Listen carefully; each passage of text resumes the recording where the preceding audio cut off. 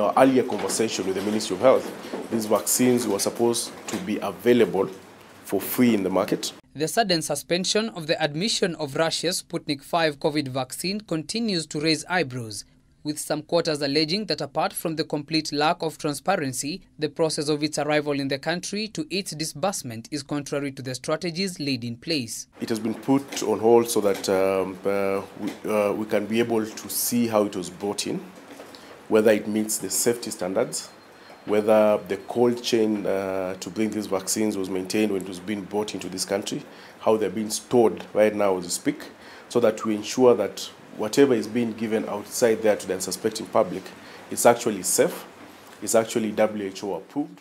Kenya Medical Association President Dr. Were Onyino says the Sputnik V vaccine is a source of confusion in the society, as approximately 40% of Kenyans would lack financial capability required to get a dose of the vaccine as compared to the freely administered AstraZeneca vaccine. What we need to understand that vaccine, the approval it got is for emergency use and not for commercial use. And what is worrying to us as Kenya Medical Association is where you see the kind of markups. A vaccine dosage, which is $2, is being sold for 11,000 Kenyan shillings. That is a bit worrying. It means you're locking out so many people from having access to the vaccine. The AstraZeneca vaccine delivery process has also not been spared either, taking into account that individuals not in the first phase as listed by the Ministry of Health continue to publicly receive the vaccine. The doses that we have are enough, but it needs to be planned in such a manner that this particular group is able to get the 2 doses as envisioned in the rollout. What we are seeing is worrying because we are not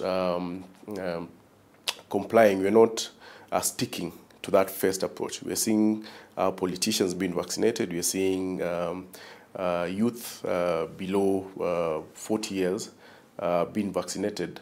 With Kenya recently reporting only 40 minor cases of side effects of the AstraZeneca vaccine, UK medical regulator says that out of 30 people who suffered blood clots after receiving the Oxford AstraZeneca vaccine, 7 have so far died. The British acknowledgement of deaths comes as several European countries have paused the use of the AstraZeneca jab over a potential link to blood clots.